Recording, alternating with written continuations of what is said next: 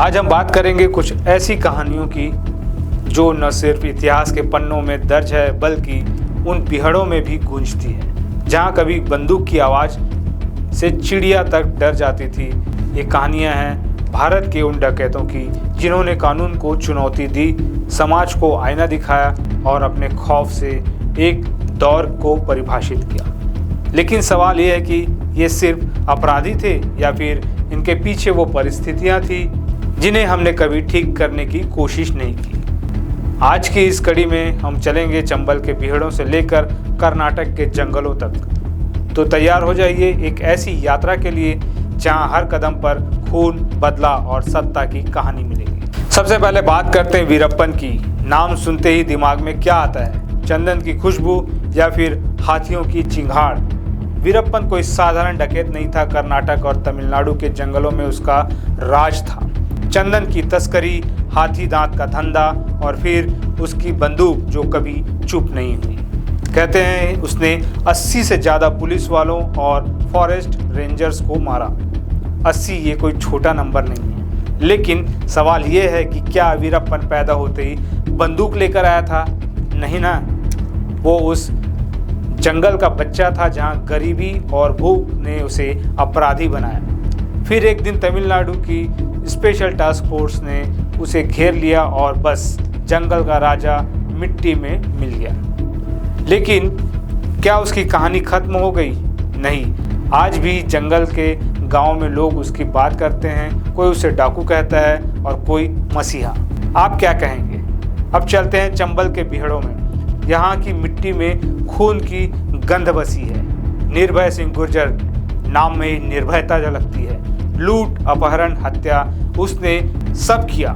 लेकिन उसकी कहानी सिर्फ अपराध की नहीं है। चंबल के गांव में गरीबी ऐसी थी कि लोग कहते थे या तो बंदूक उठाओ या भूखे मर जाओ। निर्भय ने बंदूक चुनी। 2005 में यूपी की STF ने उसे मार गिराया। उस पर 2.5 लाख का इनाम था। 2.5 लाख उस वक्त ये रकम इतनी बड़ी थी कि लोग सोचते थे कि ये तो किसी राजा को पकड़ने का इनाम है। लेकिन क्या निर्भय सिर्फ डकैत था या वो उस सिस्टम का नतीजा था जो गांव को भूल गया? ये सवाल आज भी चंबल की हवा में तैरता है। अब एक ऐसी महिला की बात जिसने डकैती को नहीं, डकैती ने उसे चुना। फूलन देवी, चंबल की वो शेरनी जिसकी कहानी सुनकर रोंगटे खड़े हो जाते हैं। फूलन के साथ जो हुआ वो किसी भी इंसान को तोड़ देता। गांव के दबंगों ने उसकी जिंदगी तबाह कर दी, लेकिन फूलन टूटी नहीं। उसने बंदूक उठाई और फिर बेहमई कांड 20 ठाकुरों को एक साथ गोली मार दी। 20 ये कोई छोटी बात नहीं थी। लोग कहते हैं कि ये बदला था, लेकिन क्या बदले से न्याय मिलता है? फूलन बाद में सांसद भी बनी, लेकिन 2001 में शेर सिंह नाम के एक शख्स ने उन्हें गोली मार दी। फूलन की कहानी खत्म हुई, लेकिन सवाल बाकी है। क्या समाज ने उसे वो मौका दिया जो हर इंसान को मिलना चाहिए? अब बात करते हैं मान सिंह की। चंबल के पीहड़ों का वो नाम जिसने 1112 डकैतियां की। 1112, सोचिए, ये कोई गिनती नहीं, एक इतिहास है। 182 हत्याएं, हर हत्या के पीछे एक कहानी।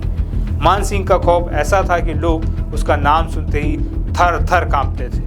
1955 में पुलिस ने उसे एनकाउंटर में मार गिराया। लेकिन मान सिंह की कहानी सिर्फ खौफ की नहीं थी, वो उस दौर का प्रतीक था जब अंग्रेजों के खिलाफ विद्रोह और गरीबी ने मिलकर कई डकैत पैदा किए।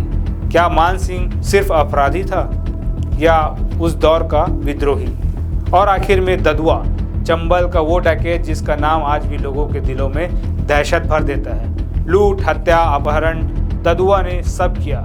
2007 में पुलिस ने उसे एनकाउंटर में ढेर कर दिया। लेकिन ददुआ की कहानी खत्म नहीं हुई। गांव में लोग कहते हैं कि वो गरीबों का मसीहा था। सच क्या है? शायद ये सवाल कभी हल ना हो, लेकिन ददुआ की बंदूक की गूंज आज भी चंबल में सुनाई देती है। तो ये थी भारत के 5 खूंखार डकैतों की कहानियाँ।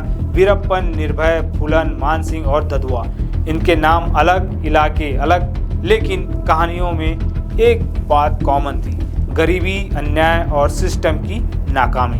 सवाल यह है कि क्या हमने इन कहानियों से कुछ सीखा या फिर हम बस इन्हें फिल्मों और किताबों में ढूंढते रहेंगे। आप क्या सोचते हैं कमेंट में बताइए और हाँ, चैनल को सब्सक्राइब करना ना भूलें।